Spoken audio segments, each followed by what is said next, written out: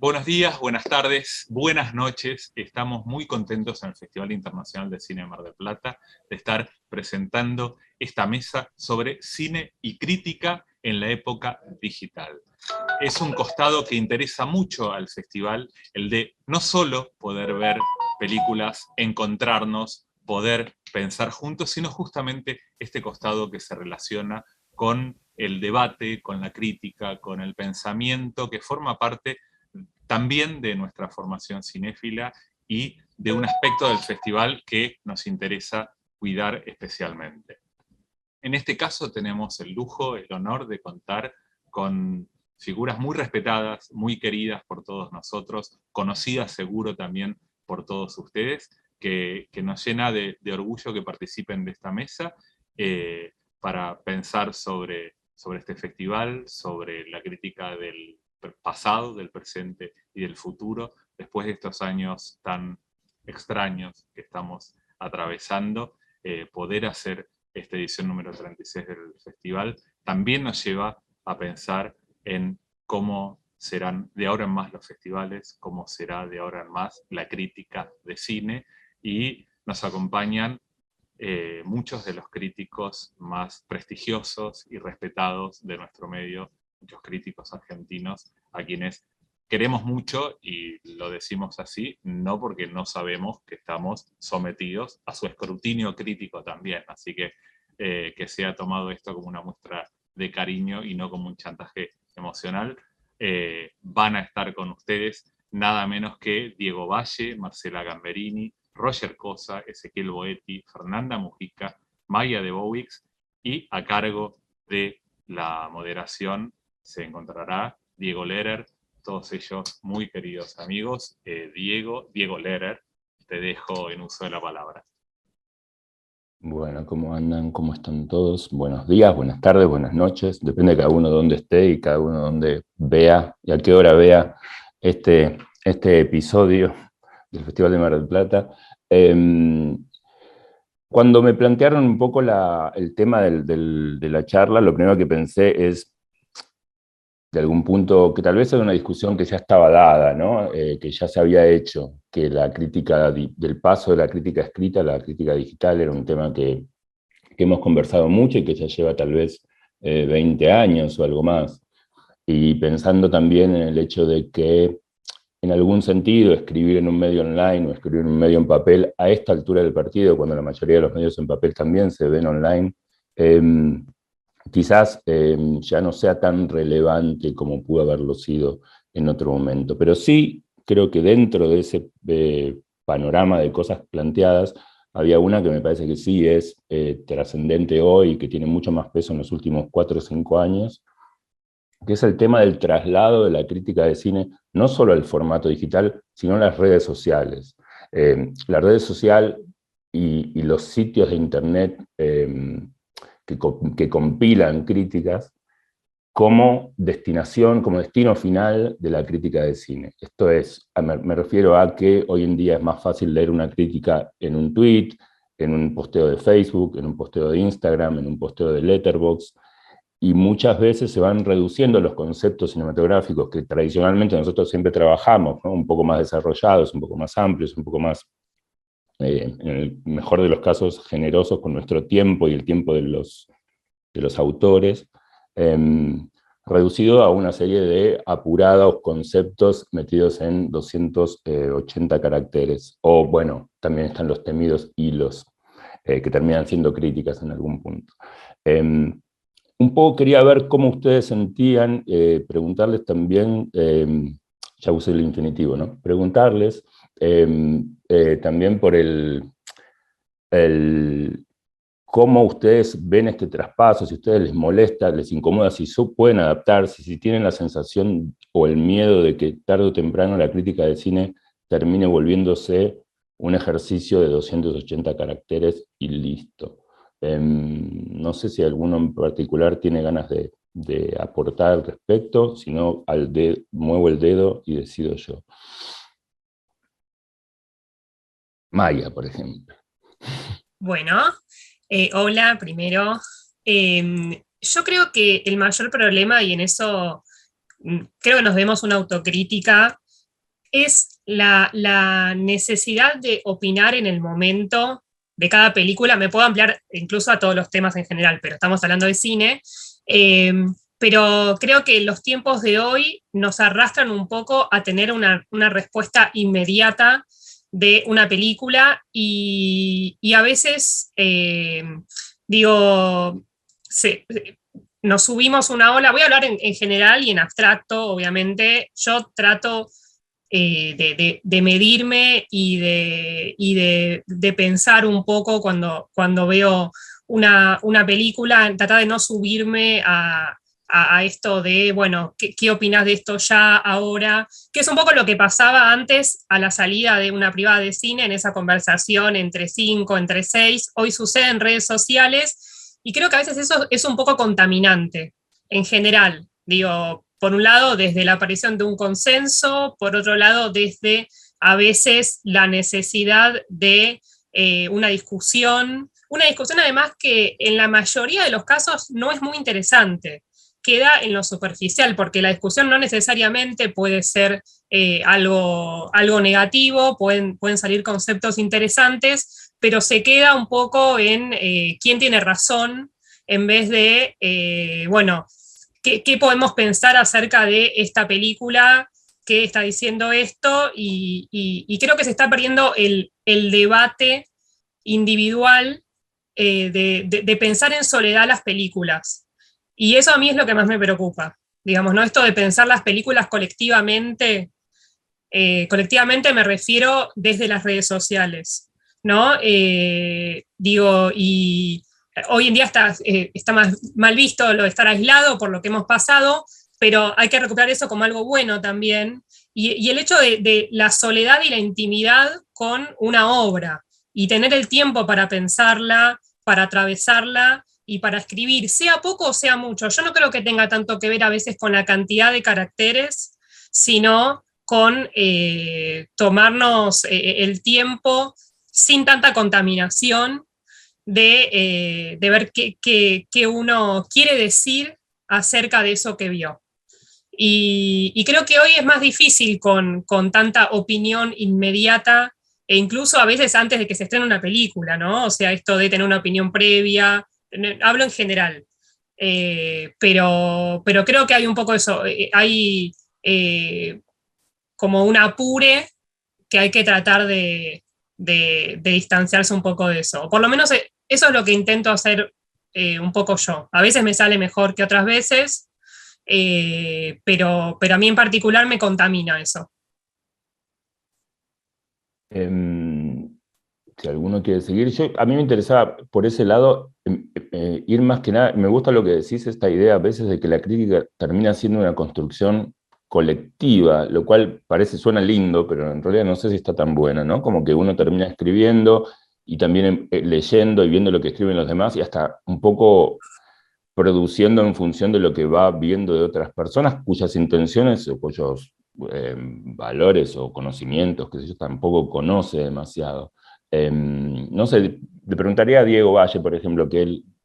ahí está, ese vos querías hablar, como quieran.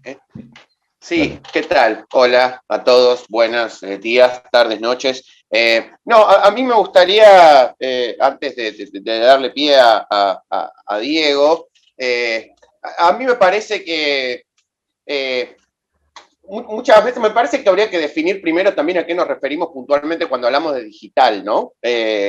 Porque, no sé, poner un texto de 3.500, 4.000 caracteres en una página web no es digital. O sea, digo, se lee en internet, pero no es necesariamente digital. Digo, me parece que en todo caso el gran desafío de la crítica es utilizar las herramientas nativas digitales para poder hacer crítica, lo cual a priori parece muy difícil, porque si uno piensa quizás en las redes sociales, digo, ahí hay dos, me parece, problemas, no sé, pensando sobre todo quizás en Twitter.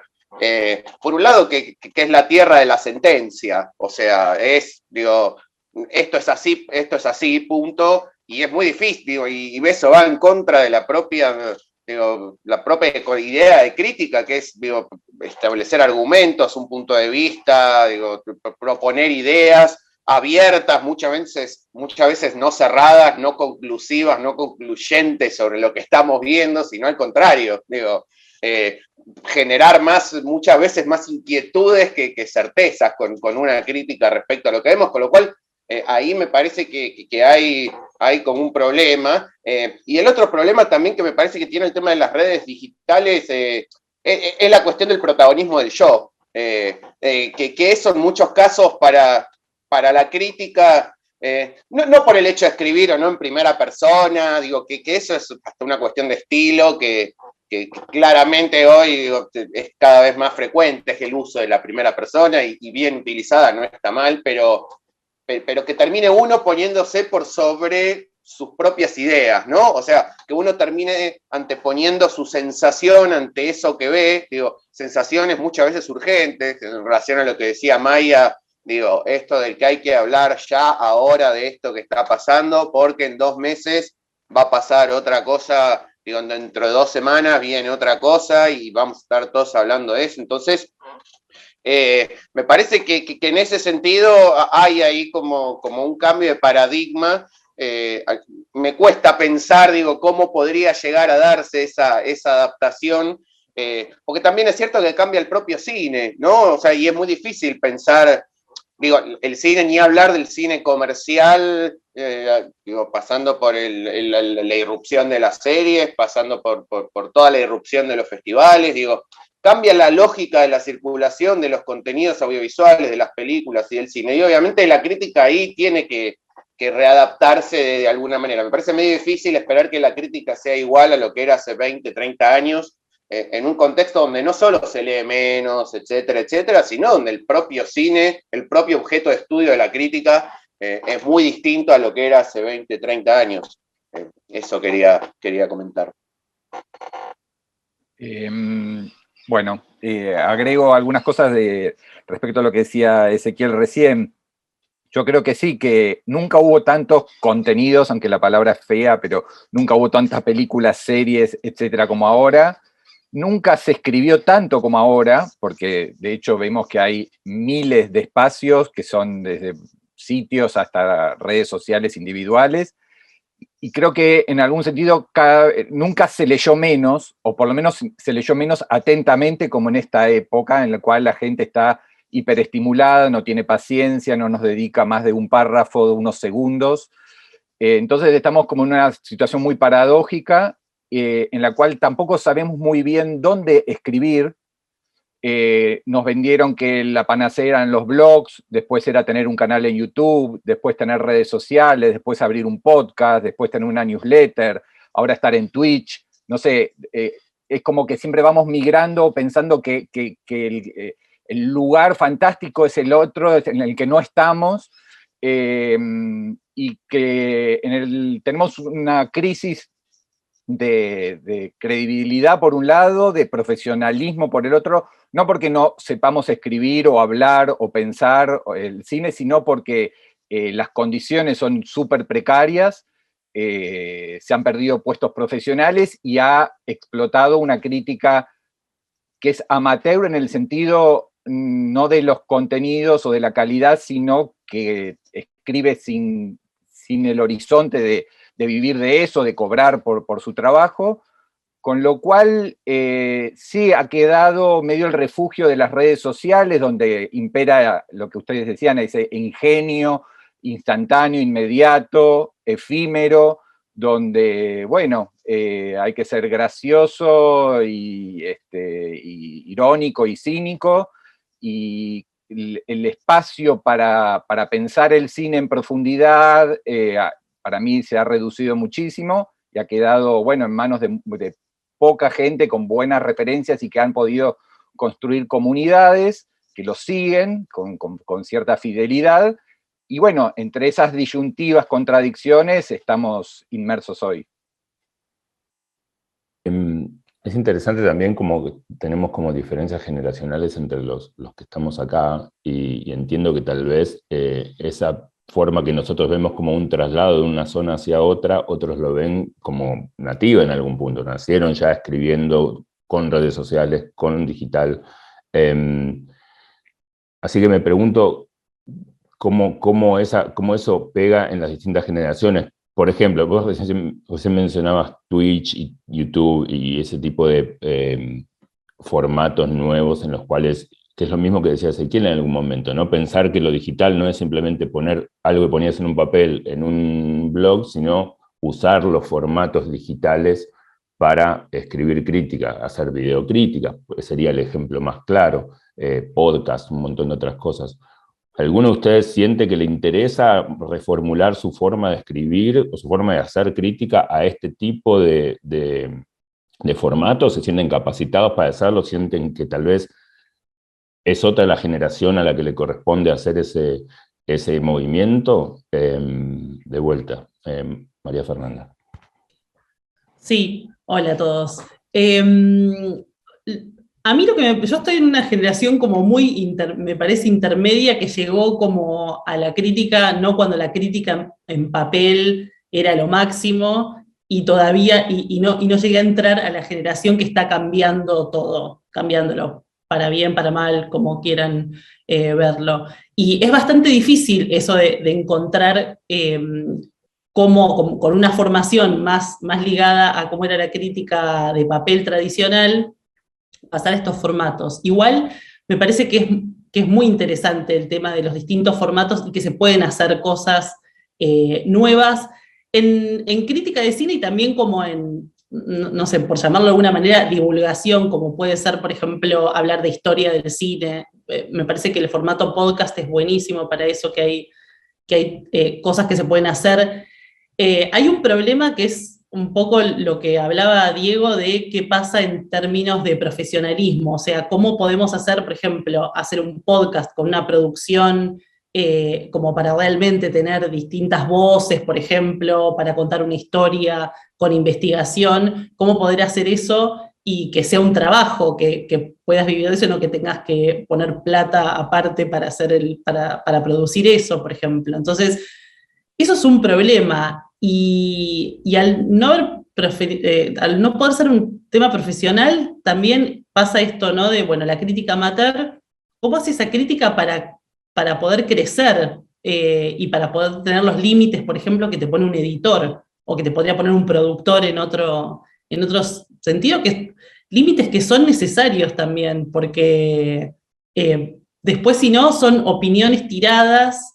Lo que decía Maya, muy rápidas. Otro problema que hay en las redes sociales es la polarización, es como que todo tiene que ser algo fuerte que pegue. O sea, la película es una obra maestra o es la peor película que viste en tu vida. No puede haber nada en el medio, y no puede haber nada en el medio de pensar otras cosas que no sean la película buena-mala. O sea, en términos estéticos, hasta en cuestiones que de repente a mí me parecen interesantes, como cómo se usa el vestuario o cómo se usa alguna cosa como significado dentro de la película. Nada de ese análisis sirve, es como buena, mala y algo fuerte que tengas para decir y nada más. A mí personalmente me cuesta muchísimo entrar en esa tónica y no creo que debería hacerlo tampoco. La cosa es buscar cómo adaptarse o decir, bueno, ya está y no lo hago más, que también es una opción.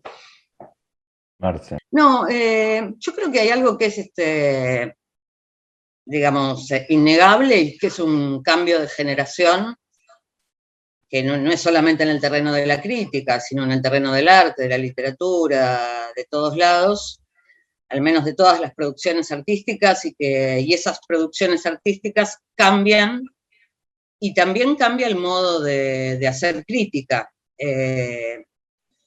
Yo creo, a mí lo que más me preocupa es fundamentalmente un poco lo que decía Maya, al revés, digamos, es esta inmediatez que de algún modo le quita profundidad, ¿no? Le quita análisis, y terminan siendo, qué sé yo, tweets que tienen que ver con un poco contar el argumento, y nada más, y termina siendo una crítica de gusto, ¿no? Que es eso que uno siempre, de algún modo, trató como de soslayar. Bueno, puede ser que te guste una película o no te guste, pero puede ser buena, ¿no?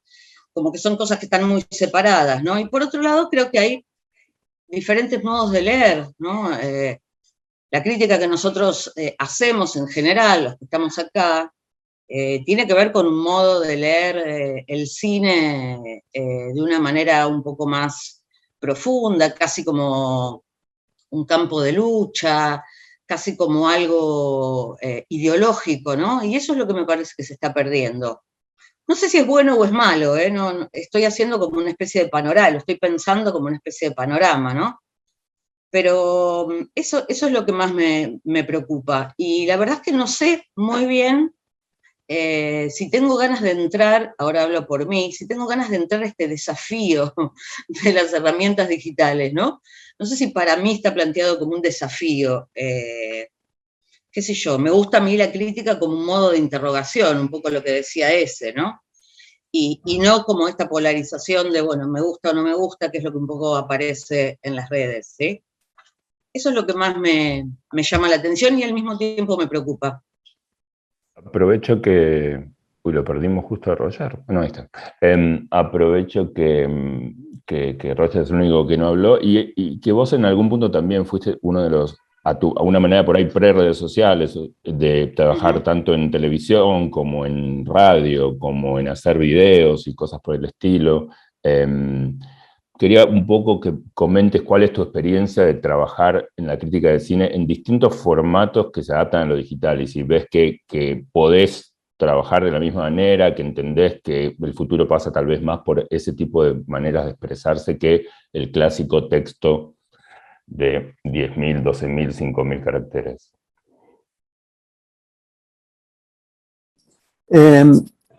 Hola, ¿qué tal a todos? No, formalmente, porque antes hemos hablado con todos, nos hemos saludado y hecho chistes, incluso participó un perro. Yo no siento tantas distancias entre el pasado y el presente. Creo que los problemas son los mismos, si hay que establecer que existen los problemas. Y para mí los problemas es poder decir algo y decirlo de un modo con cierta precisión y con algún tipo de búsqueda propia de lo que implica escribir o hablar, que tenga algún tipo de expresión estética, es decir, que no sea simplemente una cuestión de opiniones o decir si algo es bueno o malo. O sea, creo que hay una depreciación en principio, eso sí lo observo, una depreciación sobre la escritura. Tengo la impresión de que cada vez hay una cierta forma de leer que no se ejercita y eso tiene efecto sobre la escritura. Esa es una impresión que yo tengo. A menudo leo críticas de cine de las que se publican en la actualidad y todas en principio las observo con ciertos modos, con ciertos giros, con una prosa que parece un copy-paste de la prosa en tanto prosa. Entonces mi preocupación estaría en todo caso puesta en cómo se puede constantemente cuidar la lengua, no en el sentido de las buenas costumbres y las reglas, sino cuidar la creación con la lengua. Y lo mismo pienso en la oralidad. Creo que escucho bastantes podcasts en inglés y en español, y tengo la impresión que pasa exactamente lo mismo. También la oralidad no parece estar del todo elaborada o trabajada, y no veo muchas distancias entre la expresión oral que puede vertirse en una conversación rápida de un café a lo que se hace eventualmente en un podcast. Esto no implica impostaciones, ni mucho menos, sino poder repensar la lengua en su oralidad y la lengua en su expresión escrita. Junto con eso, trabajar con imágenes y sonidos es fascinante, hacer televisión puede ser fascinante, pero siempre me remito al mismo problema. Si no hay un trabajo sobre la oralidad, si no hay un trabajo sobre la escritura, y eventualmente si se trabaja con imágenes y sonido, si todo va a ser más o menos lo mismo, es decir, la demanda característica del Zoom, que uno va a hacer un Zoom con alguien y alguien pide que uno esté, no digo porque pasó acá hace un rato, pero digamos, no hay posibilidades de establecer en el Zoom un cambio de perspectiva, ¿no? Siempre hay que estar en este sentido de selfie en movimiento. Es decir, no hay variaciones, porque la propia técnica, la propia tecnología instaura a que uno esté de una manera. Siempre recuerdo algo que dijo Pedro Costa, que me pareció notable cuando lo escuché. Él, cuando empezó a trabajar con las cámaras de video, la cámara de video es como que al ponerla a tener en la mano, uno inmediatamente siente la necesidad, entre comillas, de ponerse en movimiento, porque lo permite. Y él de inmediato dijo, no, yo tengo que pensar qué necesito de lo que quiero filmar, y entendió que por más que la cámara de video permitía la movilidad, él quería filmar planos fijos. Entonces yo constantemente me pregunto frente al podcast, frente al Instagram, frente a hacer algo en televisión, intervenir en la radio, ¿por qué tendría yo que hacer lo que siempre se hace? Puesto que se modula muy rápido las reglas de la enunciación oral,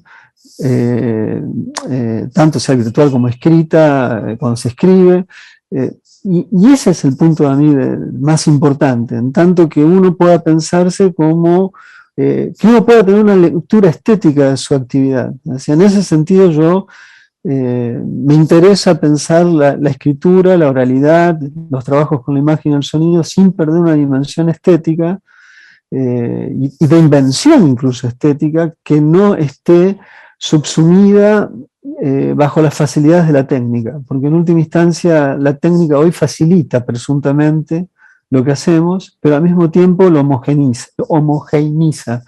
Y esa sería para mí la tensión que vivo con la contemporaneidad. Sí, un poco en referencia a lo que vos decís, mi impresión también es que tiene que ver con algo que decía Diego Valle antes, que tiene que ver con los tiempos, ¿no? Con esta inmediatez, con esta sensación de que todo tiene que ser resuelto rápido, toda opinión tiene que ser entendida en el tiempo que el lector está dispuesto a ofrecerle al que da esa opinión, y a veces ese tipo de reflexión más creativa, tanto desde lo escrito como desde lo oral, a veces no refleja la necesidad de, bueno, a ver, ¿qué opina esta persona de Duna en 30 segundos?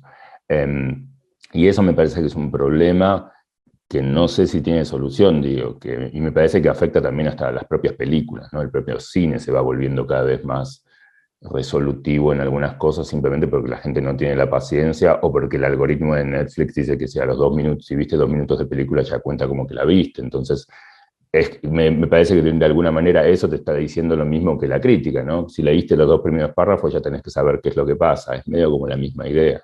Y me quedé también con otro concepto que creo que decía María Fernanda, que sí quería preguntarles un poco a todos, que tiene que ver con esta idea que también dificulta y para mí arruina mucho la crítica. Si bien, digamos, desde que en una vieja época muchos de nuestra generación empezamos a lidiar con el tema de las estrellitas y los clarincitos y los cositos, quiero decir, ya viene desde hace mucho tiempo esta idea de no hace falta leer en realidad todo, esto te resume básicamente lo que querés saber. Después si tenés tiempo lo vas a leer, pero acá dice 3 puntitos, 6 puntitos y ya.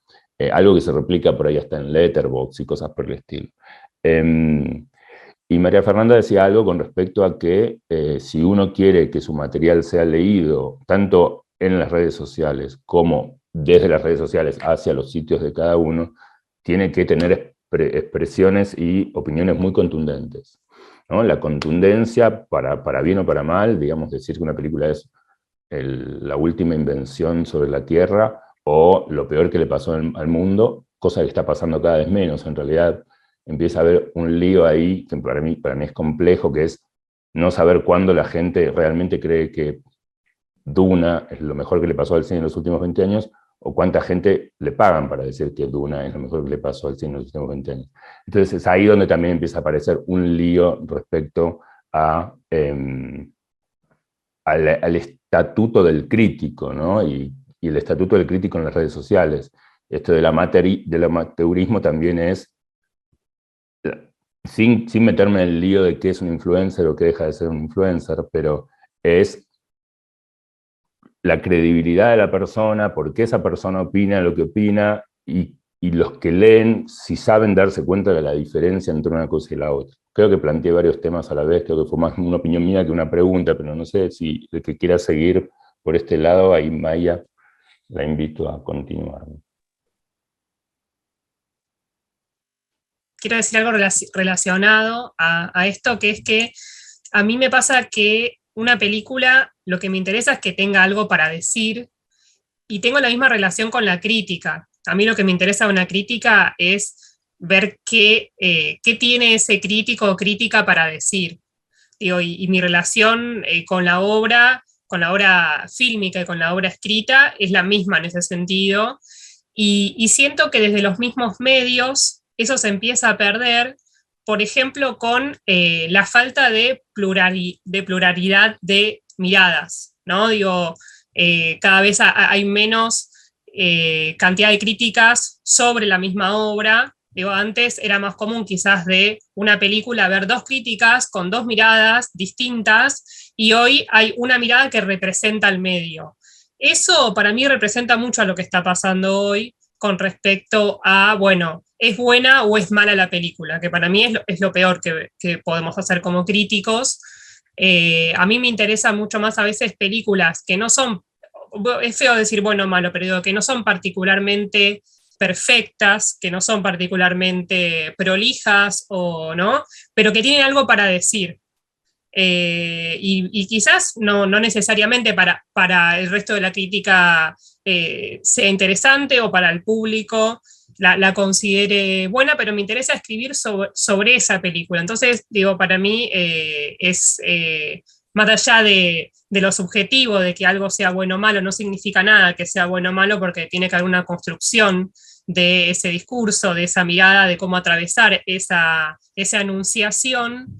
Creo que lo que más está faltando, y a mí esto sumamente me deprime, es que veo cada vez más ausencia de mirada personal. Y eso no importa dónde se exprese, digamos, no importa el soporte, no importa el formato, lo veo en general, y a veces tiene que ver con la síntesis, y a veces no tiene que ver con la síntesis. A veces tiene que ver con esto de la urgencia y a veces no tanto. Y eso sí siento que es algo de que, bueno, creo que hay textos que van a ser reducidos, que van a llegar a un sector y no a todo, y eso no me parece un problema. Digo, me parece que incluso nosotros somos ese ejemplo de lectores. Y creo que se pueden complementar los formatos, y se pueden complementar críticas con mayor profundidad y críticas más sintéticas, pero nunca abandonando eso de, bueno, ¿qué tengo para decir de esta obra? Que más allá de que un medio te obligue, no es mi caso, pero digo, que te obliga a poner 4 estrellas o 3 estrellas o esto, digo, lo que importa es lo que está dentro del texto, no eso que decora, que quizás hay gente que lo necesita y bueno, está bien, pero lo que importa es lo que es el texto o la oralidad. Y Diego quiere hablar. No te quería cortar, era para agregar algo cuando terminaras.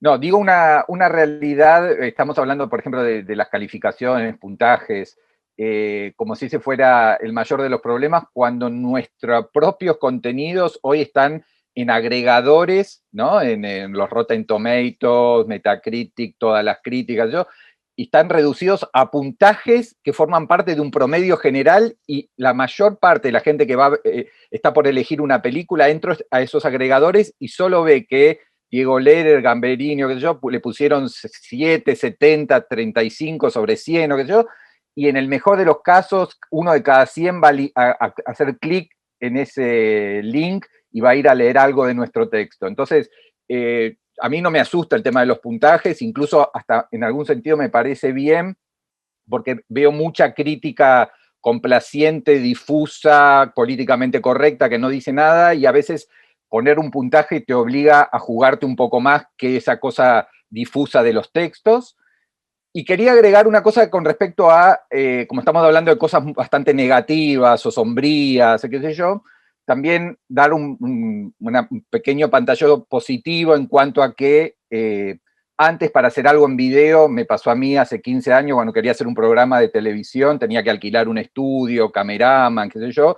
hoy todas esas herramientas para hacer cosas en video, desde videocríticas, videoensayos, programas sobre cine, qué sé yo, son muy sencillas, están al alcance de la mano, un programa de edición, el canal de YouTube o lo que sea, o el podcast. Creo que hay gente que lo hace muy bien, hay muy buena producción en ese sentido, sobre todo de gente joven, pero no solamente de gente joven.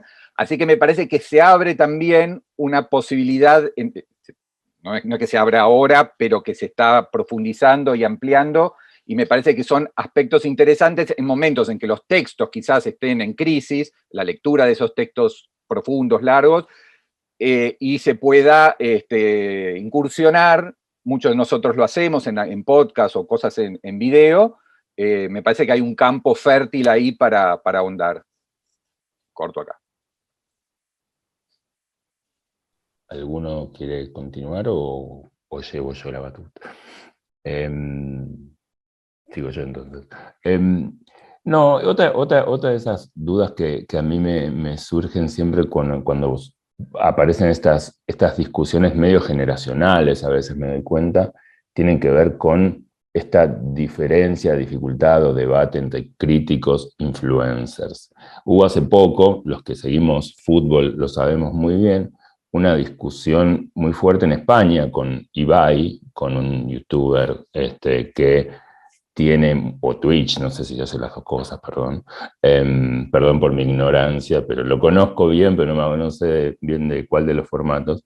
Que de hecho se discutía por qué tenía un acceso el tema era Messi en ese momento, pero también a mucha gente, y podía opinar y le daba mucha más preponderancia que a los periodistas de profesión españoles, muchos de los cuales se quejaban, que decían, este pibe viene, se prende su cámara en su casa y de golpe tiene acceso a todo el mundo y no tiene la preparación que nosotros tenemos y tuvimos para hablar sobre fútbol, para escribir sobre fútbol, para entrevistar a futbolistas. Bueno, entrevistar a futbolistas no debe ser demasiado complejo, pero bueno.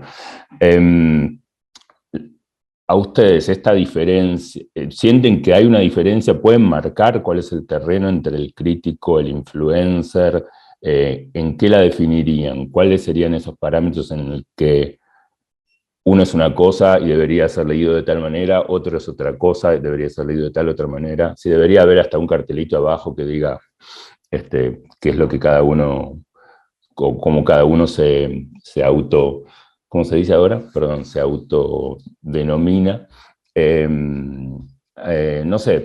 A mí me preocupa se autopercibe. Se autopercibe. Yo me percibo de 25.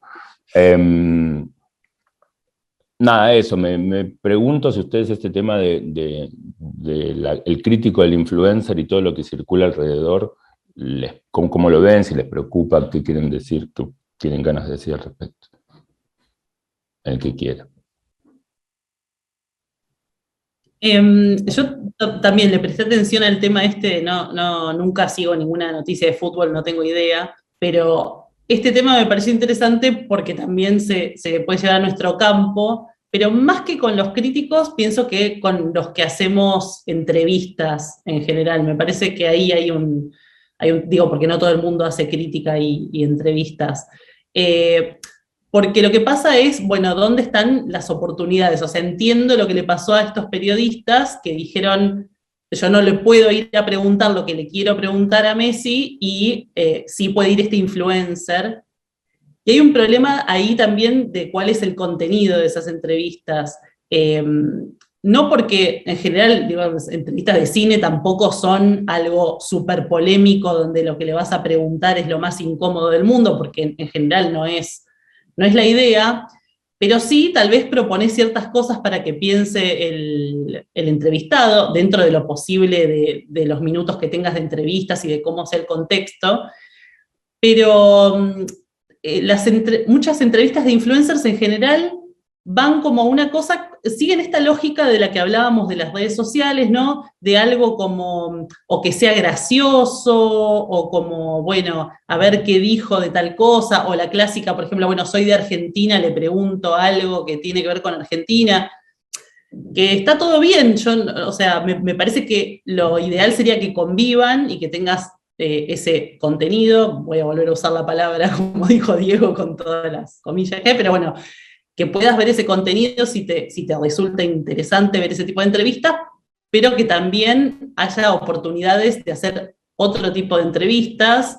No todos los entrevistados tienen para ofrecer en una o en otra, ¿no? Tal vez un director de cine que tiene muy pensado su trabajo, en una entrevista de estas que son como graciosas tampoco funcione, y puede pasar lo mismo con alguien en una entrevista donde se propongan otro tipo de cosas, de reflexiones sobre la obra, etc. Pero me parece que el problema acá, que tal vez muchos sentimos, es como esa puja de, bueno, si le van a dar la entrevista a un influencer, después no se la van a dar a otra persona que puede hacer otro tipo de entrevista. Me parece que sería una pena perder eso, y creo que en la construcción de las ideas sobre cine es muy, muy, muy importante poder tener ese tipo de entrevistas. Pero bueno, no sé.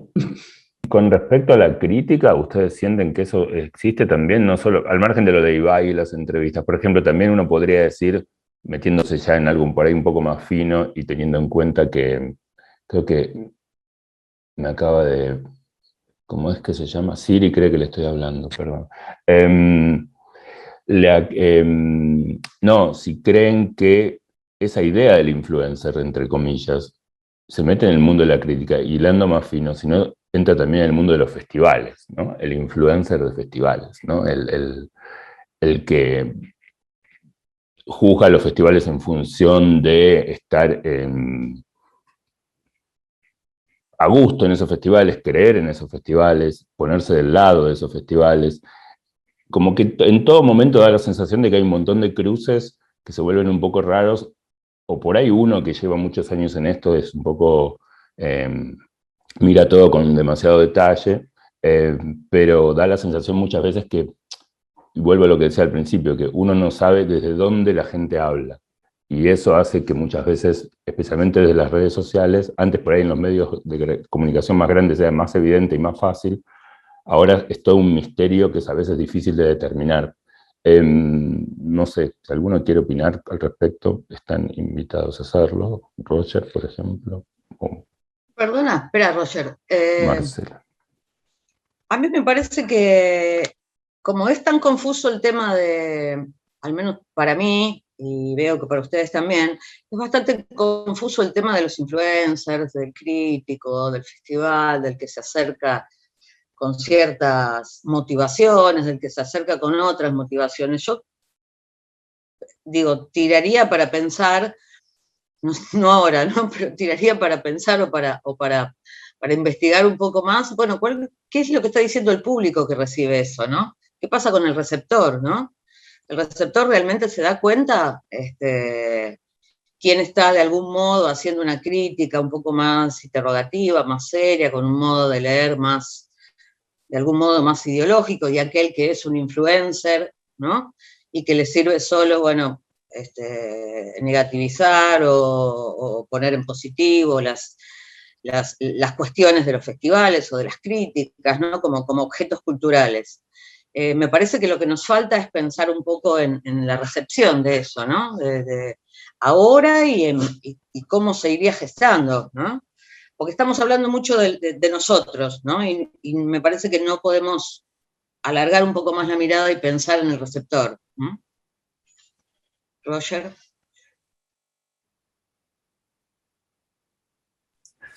No tengo algo para decir sobre los influencers y todo. Es muy difícil de marcar cuándo alguien es un influencer o no.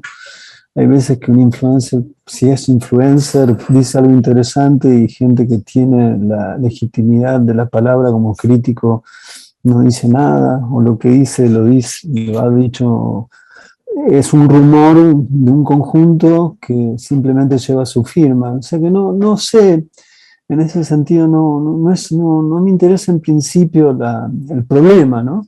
Me interesa que se pueda hacer bien lo que querramos hacer y que la crítica esté viva, ¿no? A mí mi preocupación es esa, que la crítica esté vigorosa, digamos, que el ejercicio de la crítica sea vigorosa. Y en este sentido, tengo la impresión de que yo estoy de acuerdo a mí me encanta realmente usar en lo personal las redes sociales, trato de no participar de la miseria de las redes sociales, donde gente que debería ir al diván elige la red social para decir lo que no debería decir ahí. Pero bueno, cada uno dice lo que quiere decir o cree que quiere decir. Pero me parece bien eso, digamos, yo usar todos los medios posibles. Sin embargo, yo sería de la idea de defender más que nunca el hecho del texto. O sea, ante una cultura como la que vivimos, que es una cultura de las imágenes tienden a ser reemplazadas por otras imágenes y así sucesivamente. El texto fija algo del mundo, de la realidad de una película. Yo creo que en ese sentido la insistencia de que la crítica, al menos en su forma más pristina y su forma más exigente, está en la palabra escrita, no quisiera dejar esa percepción como una entre otras cosas. A veces, si no hay crítica con palabra escrita, y no solamente palabra escrita, sino en una extensión específica, que no sea muy breve, me da la impresión de que la tradición, o eso que llamamos crítica, se debilita. Después todo el resto está perfecto, en tanto esté concatenado con ese gesto inicial donde el pensamiento se juega de otra manera, porque el pensamiento trabajado desde la imagen y el sonido funciona en una vía, pero en la escritura no. Y eso no veo yo que sea prerrogativa ni de los influencers, ni de los críticos con carnet, ni los profesionales, ni los amateurs. Sucede, en todos puede suceder que haya un momento de lucidez, y en última instancia esa sería lo que esperaría yo, momentos de lucidez.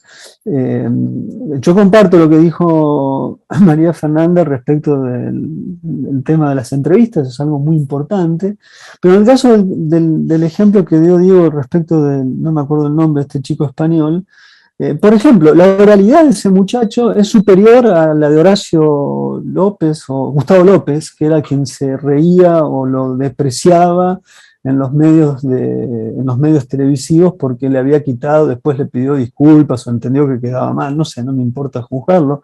Pero si yo escucho, no sé nada de fútbol, y escucho uno y escucho el otro, el presunto influencer tenía un trabajo sobre el lenguaje español que está muy por encima de la forma en que él se expresa televisivamente.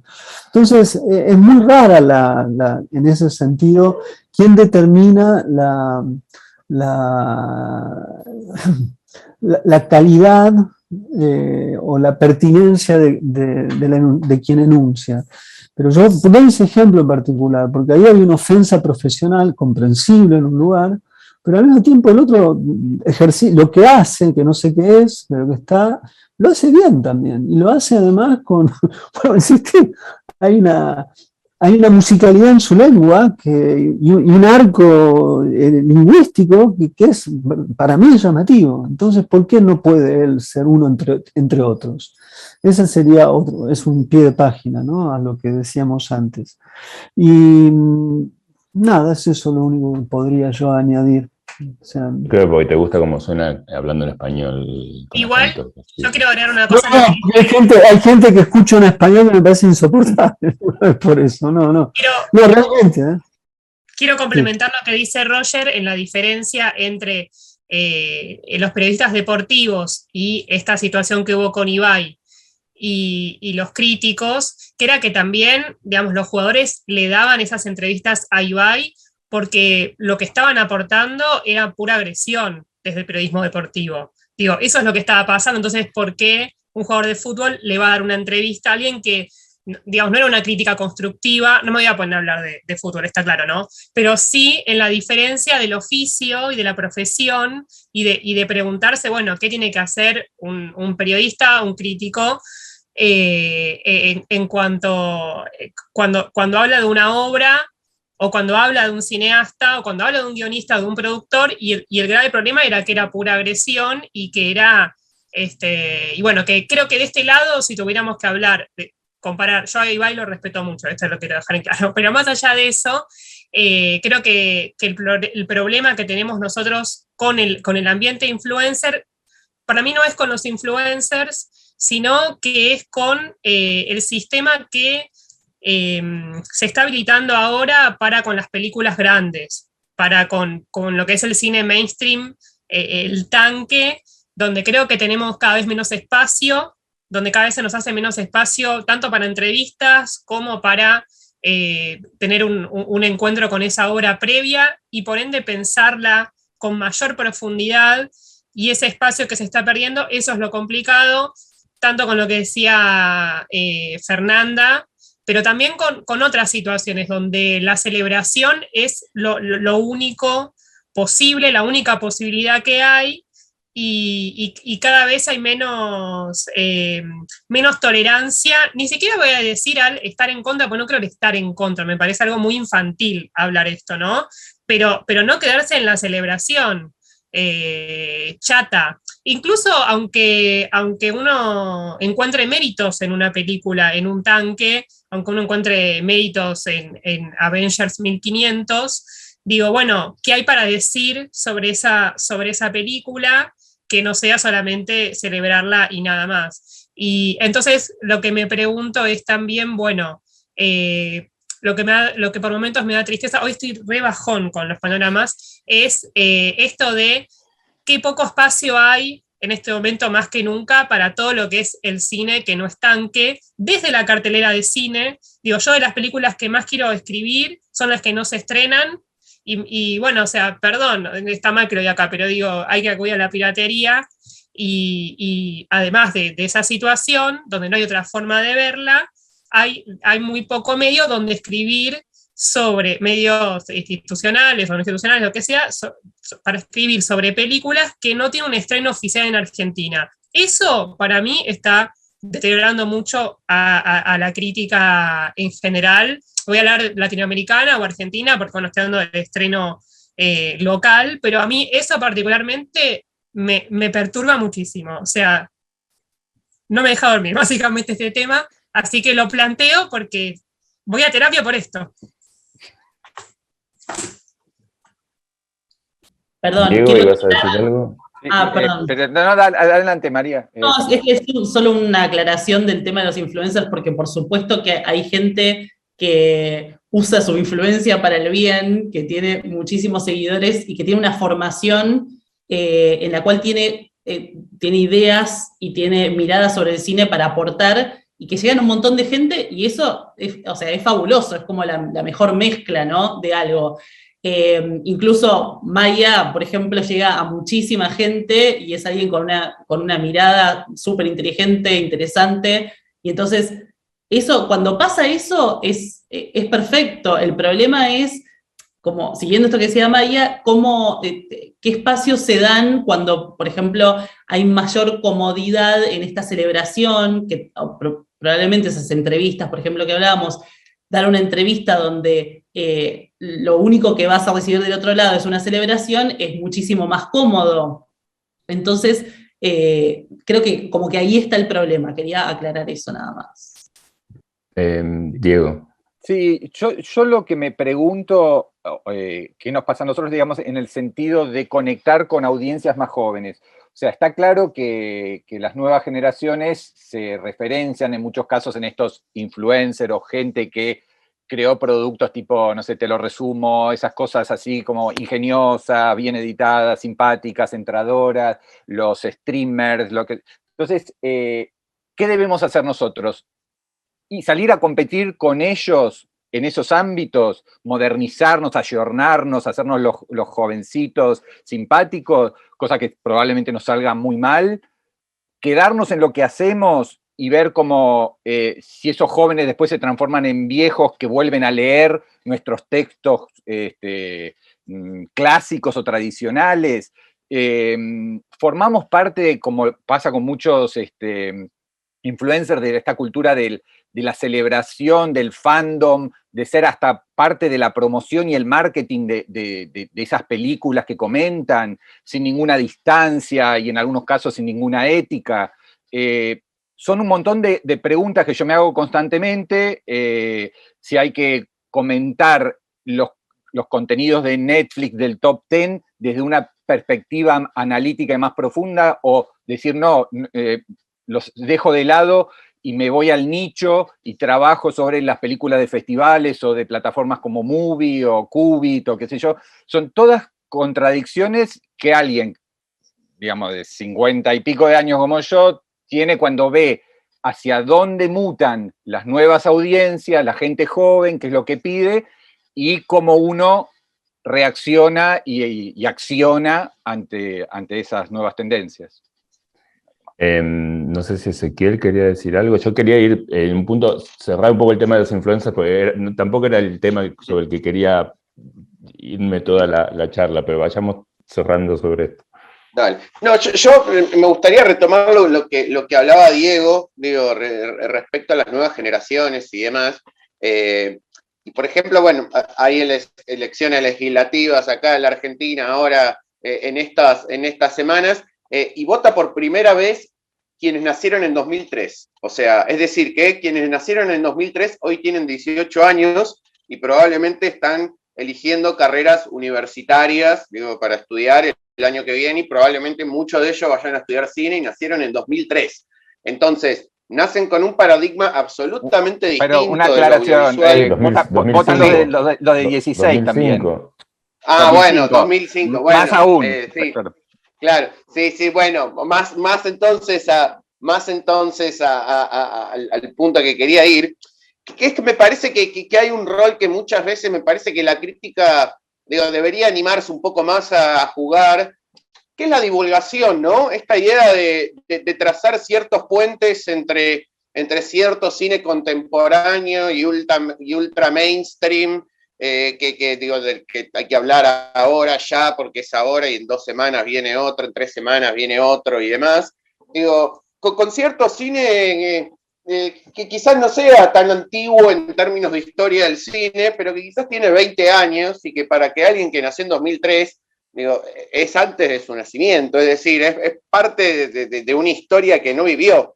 Entonces me parece que ese juego ahí de divulgación y de tratar de trazar puentes con cierta historiografía reciente que no termina de construirse, es algo que podría ser quizás una faceta interesante para laburar desde el lado de la crítica. No sé, alguna vez vos, Diego, a vos leer, te lo escuché decir o lo leí, no me acuerdo dónde.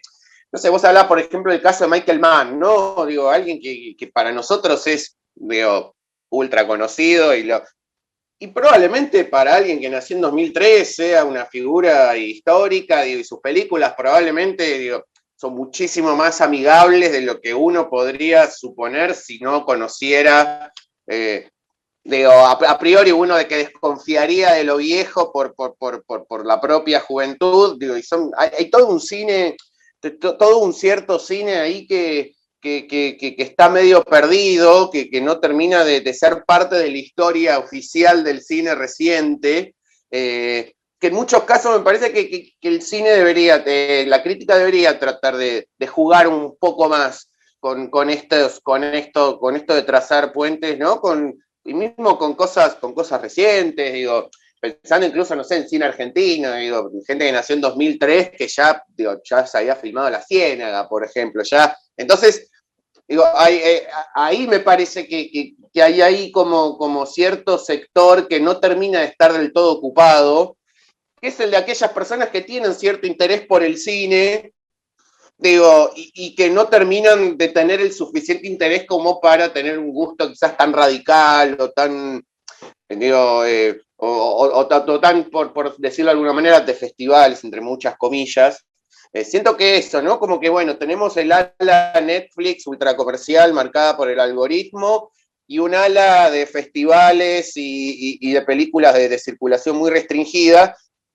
Y ahí hay todo un ancho ahí en el medio que está muy descuidado. Digo, que me parece que sobre ese gris es donde debería trabajar la crítica, ¿no? En tratar de despertar la curiosidad, en tratar de despertar el incentivo, me parece que ahí hay un rol que quizás la crítica, digo, más tradicional, si se quiere, como podemos encarnar nosotros desde la escritura, digo, en grandes medios, la mayoría de nosotros, digo, ahora o antes. Eso es algo ahí que quizás la crítica, digo, pensando en esta reconversión a la cual el contexto me parece que la obliga, debería de prestar ahí un poco más atención, un poco a jugar con ese pasado más reciente, que no termina de estar del todo historizado, y para esas nuevas generaciones te termina siendo esto, como digo, el canon clásico hipertradicional que todos conocemos, que venimos repitiendo desde hace 50 años, y lo que hay en Netflix, digo. Y en todo en el medio queda una gran bolsa de películas y de cosas muy valiosas y en muchos casos muy amigables para ver, que no terminan de tener ahí su justo espacio y que están en los sitios de streaming, digo, no, es buscar un poco y aparecen. Simplemente eso quería agregar en relación a esto que estábamos mencionando antes. Yo quería cerrar con una pregunta. A ver, primero una aclaración antes con respecto a lo que hablamos de... Cuando yo me refería a influencers, no me refería a categorías técnicas muy específicas, porque no las tengo ni siquiera yo muy en claro. Me refería más a la idea desde dónde escribe una persona. Si escribe desde sus propias... Diego hablaba del fandom, ¿no? Y del que va con el bombo atrás de la película. Un poco me refería más bien a eso, ¿no? Esas personas o esas cuentas o esos medios en los cuales la voz crítica no siempre parece ser necesariamente honesta, sincera y propia, sino que responde a otros intereses. Eso era un poco lo que quería llegar. No sé, no me voy a meter específicamente en el hecho de cada influencer, no me importa demasiado. Y tampoco quería extender una conversación en el Festival de Mar del Plata sobre ese tema. Sí me interesaba también, para cerrar y volviendo un poco más al área de los festivales, en si alguno de ustedes se tomó el trabajo, supongo que este año y medio, 2 años de pandemia nos hizo a todos reflexionar un poco sobre el rol de la crítica en festivales de cine virtuales, en películas que no tienen estreno comercial, en películas que tal vez se pueden ver solo una vez o en algunas ocasiones y nada más, y tratar de entender un poco si ese rol que tenemos ahora o que podríamos tener ahora en los festivales de cine, con las películas de los festivales de cine, se han vuelto más importante que antes, porque son películas que cada vez tienen menos distribución, o al contrario, empezamos a ser como tan disposable, me sale en inglés, perdón, tan críticas innecesarias, acá me soplan, tan innecesarias como si nuestras opiniones no tienen demasiado valor. Quiero decir, en un mundo de festivales de cine cada vez más lejanos para la gente, porque viajar se vuelve cada vez más difícil, y probablemente el futuro siga siendo así, ¿cuál es el rol de la crítica en los festivales de cine de acá al futuro? Si alguno quiere opinar al respecto, los invito a hacerlo. Bueno, voy a ir a algunas cosas rápidas. Nos pasó a todos que yo durante la pandemia cubrí más festivales que nunca, en cantidad, y vi un montonazo de películas en el sillón de mi casa. Ahora, ¿eso es la misma experiencia que ir a cubrirlos en vivo? Claramente no. Está la fatiga del streaming, está verlo en condiciones que no son las ideales, pero por otro lado también es cierto que eso permitió que muchísima gente se acercara a las películas de los festivales, como se acerca, si se quiere, a las de las plataformas de streaming. ¿Por qué? Porque el Bafisi o Mar del Plata estaban, incluso Mar del Plata va a estar este año, disponible en todo el país para un montón de gente. Entonces, eso, por un lado, si se quiere, complica o afea cierta experiencia de descubrimiento maravillosa que tiene el estar en la sala con 500 personas viendo un estreno mundial en un festival. Por otro lado, democratiza el consumo. Entonces son dos aspectos. Y creo que para cierta crítica profesional de festivalera que viaja y todo eso, perder esa exclusividad, ese protagonismo, lo pone medio en jaque y en riesgo, porque hay un montón de medios pequeños que antes no viajaban pudiendo cubrir esos festivales online. Entonces, así como veo aspectos complejos o que degradan cierta experiencia, también hay algunos interesantes. No sé si aporta algo o no. Sí, María Fernanda, ibas a decir algo. Yo creo que es la experiencia, y esto es algo que hablamos con Roger alguna otra vez, ¿no? Que es interesante pensar las posibilidades, lo que decís vos, las posibilidades de ampliar la cantidad de gente que puede acceder a las películas de festivales, pero a la vez la experiencia de verlas en las condiciones que se ven también, especialmente siendo el tipo de películas que se ven en los festivales, dificulta la apreciación de lo que la película tiene para ofrecer. Sí, con respecto a esto también estoy de acuerdo, no podés comparar la experiencia de la sala con lo que pasa cuando estás viéndola en tu casa. Es totalmente distinto, pero está buenísimo que llega muchísima más gente, y me parece que ahí es donde vos preguntabas, Diego, sobre el rol de la crítica en esto. Me parece que es muy importante porque permite entender un poco ese universo abrumador que es cada festival en su programación, ¿no? Que cuando ves todas las películas, capaz no sabes por dónde ir, y entonces las recomendaciones, las críticas que pueden hacer los que están viendo películas todo el año y que ven una gran cantidad de esas, puede ser muy valioso para el que le interese y quiera seguir los festivales, poder ir buscando como dentro de lo que...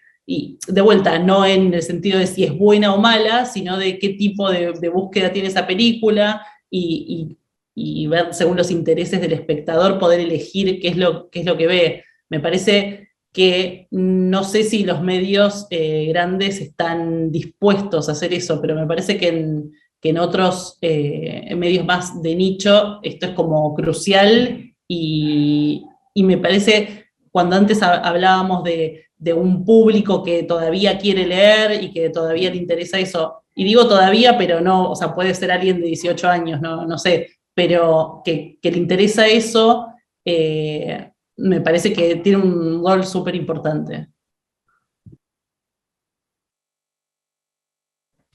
Señor Cosa, micrófono. Desmuteate. No, está. No, varias cosas quiero decir. En principio, respecto a los festivales, yo tengo la impresión que los festivales están estancados en un conjunto de prácticas que se repiten y se repiten y se repiten, en tanto que cada festival sigue inventando nuevas categorías de competencia. Ficunam acaba de inventar una nueva, lo cual para mí, siempre que hay una invención de una nueva competencia es porque el festival ha perdido en cierta medida el rumbo, porque no, si tiene una competencia, se supone que en la competencia no debería existir allí ningún tipo de limitación para plantear algo desde el punto de vista estético, en torno a una agenda estética. Y entonces empieza a pasar eso, entonces se abre una zona para la libertad, lo otro se restringe, no se sabe muy bien a qué, y no hay una forma creativa de pensar los festivales, todos más o menos repiten una formulación, eso es algo que yo observo. Por otro lado, está bien lo que dice recién Diego Valle, o Batle, de que es cierto, digamos, durante la pandemia los festivales se pudieron desterritorializar, en ese sentido fue útil, y hay una cantidad de gente que jamás va a ir a los festivales, y yo estoy a favor de eso. Detrás de eso hay todo un conjunto de problemas vinculados a los derechos, que es muy difícil. Era muy difícil lidiar hace poco con la película en el Doc Buenos Aires de Avi Mogravi respecto de eso. O sea, hay que dar una cantidad de garantías de que la película va a estar clausurada a ciertas, no solamente el problema de la geolocalización, sino una cantidad de otros elementos. O sea que no es tan fácil, y eso también restringe en parte la oferta. Y Y esa es una dimensión, digamos. Yo creo que ahí podría extenderme y decir algunos caminos posibles para los festivales de cine. Pero para mí el problema es que hay demasiados festivales de cine, si tuviera que decirte. Me preocupa mucho más la reinvención de la sala que los festivales de cine. No solamente como decía Maya fue muy precisa en eso, o sea, lo que se estrena es, hoy yo traté a la mañana de recomendar una película en Córdoba. Si no existiese el Hugo del Carril, que daba Caperucita Roja, tenía que recomendar nada, no había nada para ver. Entonces, ni siquiera desde el punto de vista del cine streaming, que a mí me interesa, el cine mainstream, que a mí me interesa, y tanto como el cine de Pedro Costa. O sea, a mí 007 me es tan vital como Mel Brooks, como lo puede ser Simon Leung, o como lo puede ser no sé, películas de karate de la década del 60, no importa en ese sentido. Pero las salas, donde yo creo que ahí hay una posibilidad inmensa de inventar un tipo de sala que no sea cineclub, que no sea festival, que no sea estreno, que se comporte de una manera completamente novedosa, en donde eso que acaba de decir Ezequiel pueda ejercitarse. Es decir, vamos a ver Michael Mann y vamos a ver Michael Mann hacia atrás y hacia adelante. ¿Quiénes son los Michael Mann del pasado? Alguien que piense una programación de esa forma. Lo más parecido a lo que yo entiendo que fue en su momento las ideas, eso es muy anglosajón, de sociedades del cine, ¿no? de film societies. Y no me refiero solo al Lincoln Center de Nueva York. Pienso, por ejemplo, en algo como, que para mí fue vital.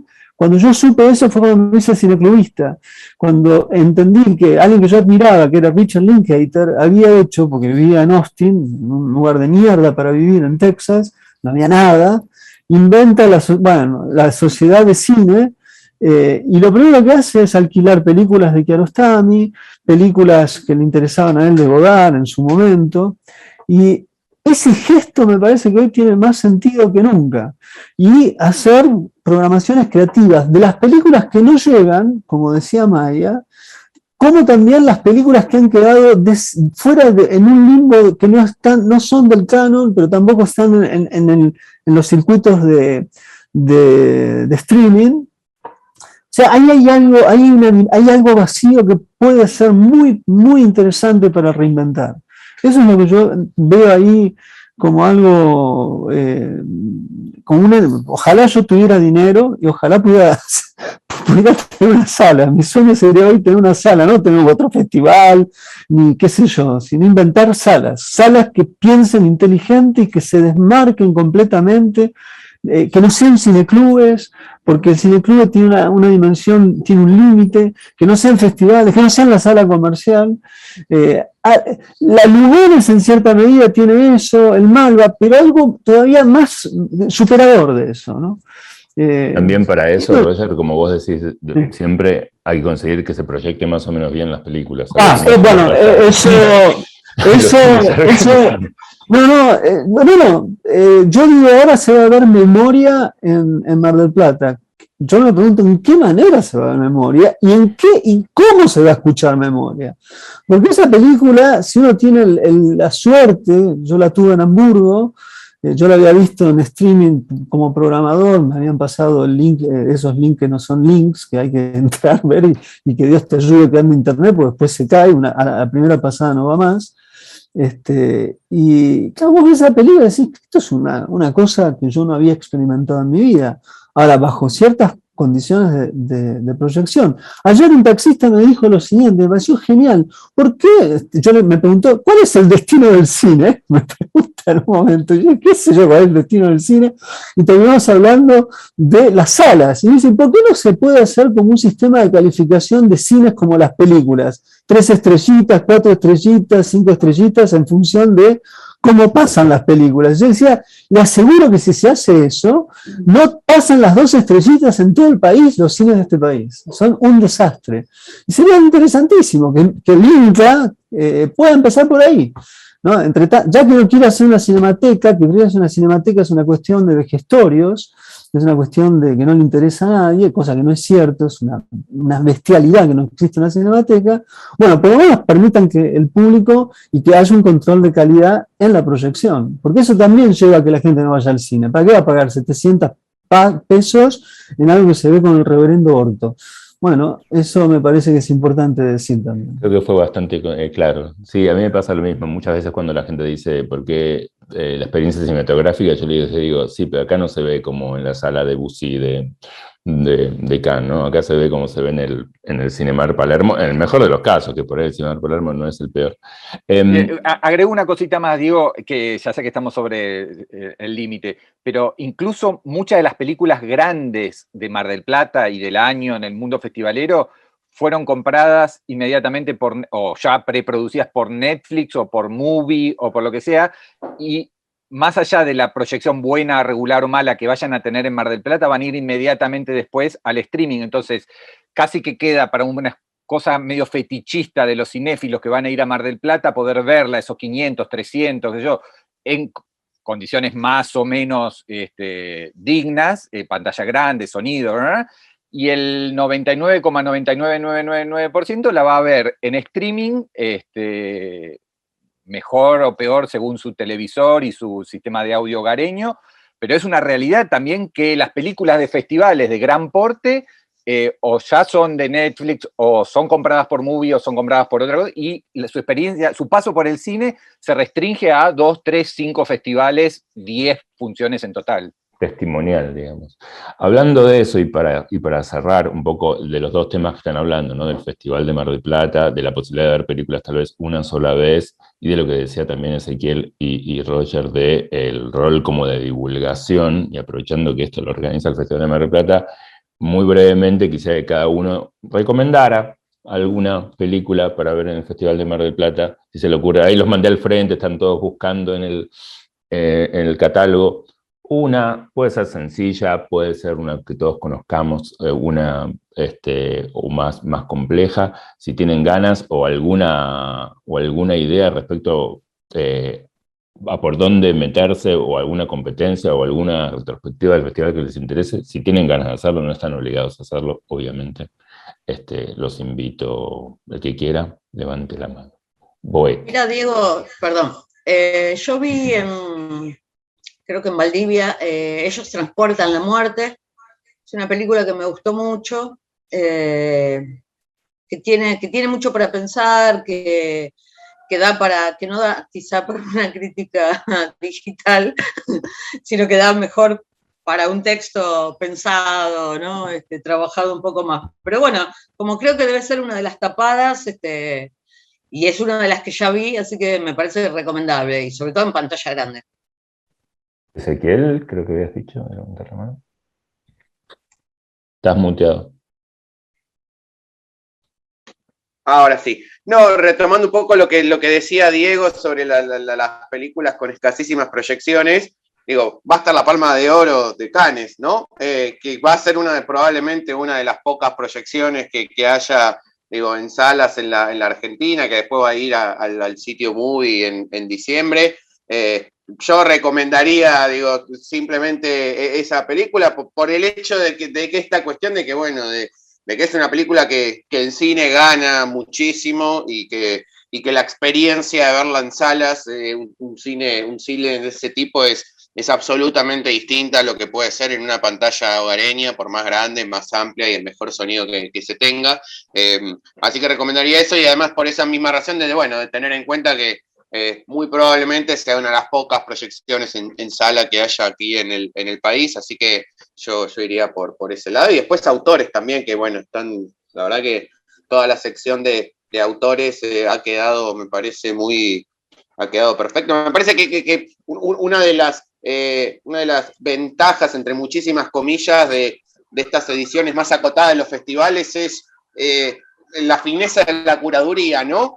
Uno muchas veces se encontraba con 400 películas, digo, que era una oferta absolutamente inabarcable, que no podía cubrir ni al público, la prensa, ni a nadie. En estos casos de menos películas y de muchísimo más ajustadas, me parece que se viene, será una edición más que atendible, y bueno, y con la posibilidad de ver muchísimas películas en espacios con pantalla grande, que de otra forma sería imposible.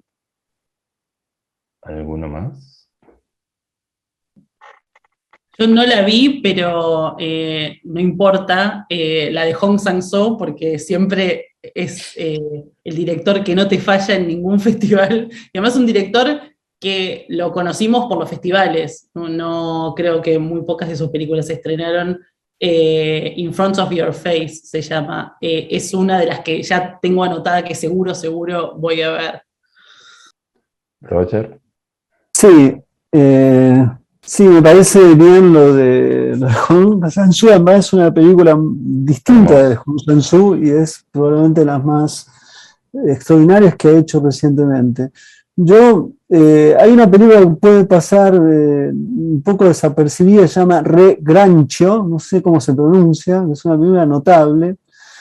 Una que está en competencia, que está junto con esta en competencia, que es What Do We See When We Look at the Sky, que además es, para el que le gusta el fútbol, tiene un plus muy particular, porque es una película en Georgia, que Messi es una presencia ubicua, pero lo que es extraordinario de esa película, que me parece que Yosseliani encontró a su heredero, ¿no? Es alguien que filma la amistad, la amabilidad y el ocio de un modo muy parecido, a la vez es algo muy propio. Después hay una película rarísima que a mí me encanta también, que es A Night of Knowing Nothing, algo así creo que se llama, que es buenísima.